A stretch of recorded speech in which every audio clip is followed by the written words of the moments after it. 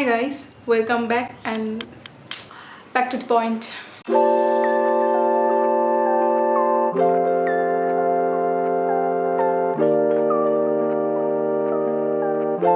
Hi guys, welcome back to my channel. আজ আমি একটা অয়েলি স্কিনের ওপর সিম্পল মেকআপ লুক অথবা বলতে পারো simple Durga Puja upcoming Durga Puja look create করতে চলেছি। সো একজন আমাকে রিকোয়েস্ট করেছিল অয়েলি স্কিনের ওপর ফুল মেকআপটা দেখাতে, তো আজকে আমি সেটাই চেষ্টা করব তোমাদেরকে দেখানোর যে অয়েলি স্কিনের ওপর কীভাবে মেকআপ করলে অন্তত পুজোর সময় বেরিয়ে সেটা ইনট্যাক্ট থাকবে। So let's get started. প্রথমে একটা ওয়াইপস দিয়ে মুখটাকে ভালো করে ক্লিন করে নেব। তোমরা এখানে যে কোনো ব্র্যান্ডের ওয়েট ওয়াইপস ইউজ করতে পারো। এরপর পুরো ফেসে টোনার অ্যাপ্লাই করে নিয়েছি।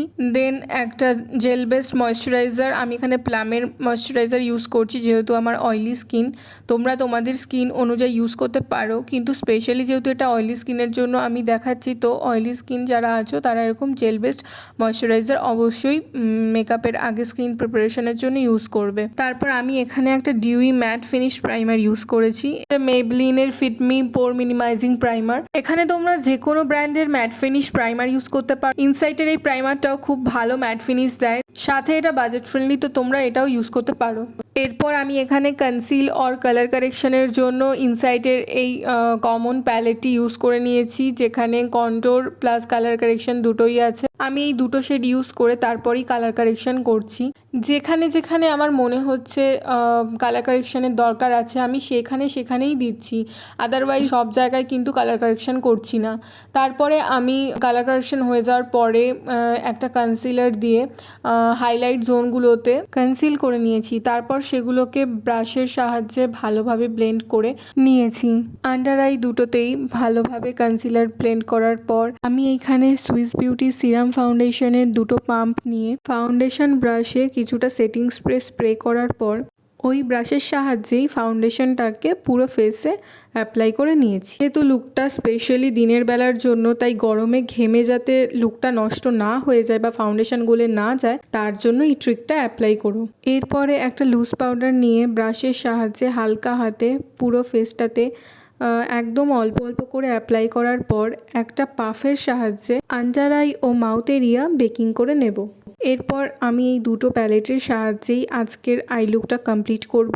ফার্স্টেই আমি একটা নিউড ব্রাউন শেড নিয়েছি ট্রানজিশন শেড হিসেবে, তোমরা ক্রিজ লাইন বরাবর সেটাকে ব্লেন্ড করো। তারপর আমি এই সফট পিঙ্ক শেড ডিপোজিট করেছি ফুল আইলিডে। তারপর আমি সফট অরেঞ্জ শেডটা নিয়ে হালকা হাতে হার্শ লাইনগুলোকে ব্লেন্ড করে নিয়েছি। এরপর একটা ব্ল্যাক কালারের শ্যাডো নিয়ে আইলাইন বরাবর একটা পেন্সিল ব্রাশের সাহায্যে ব্লেন্ড করে নেব, যাতে একটা স্মোকি এফেক্ট আসে। এরপর সেম ওয়েতে ওয়াটার লাইনে কাজল অ্যাপ্লাই করে, যে কোনো কাজল অ্যাপ্লাই করতে পারো, অ্যাপ্লাই করে না অরেঞ্জ কালারের সেই সফট অরেঞ্জ শেডটা নিয়ে কাজলটাকে ব্লেন্ড করে নিয়েছি। এরপর ওই সেম প্যালেটেই একটা হাইলাইটার শেড নিয়ে পুরো আইলিডে অ্যাপ্লাই করেছি, যাতে একটা ডিফিউজ শিমারি লুক আসে।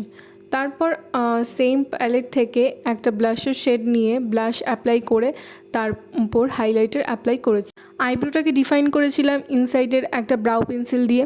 এটা খুবই একটা বাজেট ফ্রেন্ডলি পেন্সিল, তোমরা চাইলে এটা পারচেস করতে পারো, লিঙ্ক চাইলে অবশ্যই কমেন্ট করে জানিও। এরপর আমি মেবলিনের একটা মাস্কারা ইউজ করেছি, যেটা খুব ভালো একটা ভলিউম ক্রিয়েট করে। তারপর আমি মার্সের একটা লিপ লাইনারের সাহায্যে লিপ লাইন করে মাঝে আমি একটু কনসিলার ইউজ করেছি, কারণ লিপস্টিকটা এতে একটু বেশি স্টে করে। মেবলিনের একটা লিপস্টিক দিয়ে আমি এই লুকটাকে ফিনিশ করলাম। অবশ্যই লুকটা কেমন লাগলো জানিও। মেকআপের একদম শেষে সেটিং স্প্রে ইউজ করতে ভুলো না, তুমি ড্রাই স্কিন হও কিংবা অয়েলি স্কিন। গরমকালে বিশেষ করে পুরো মেকআপটাকে ইনট্যাক্ট রাখার জন্য সেটিং স্প্রেটা খুবই দরকার, স্টেপটা একদম স্কিপ করো না। আর অবশ্যই জানিও কেমন লাগলো কমেন্টে। ওকে, বাই।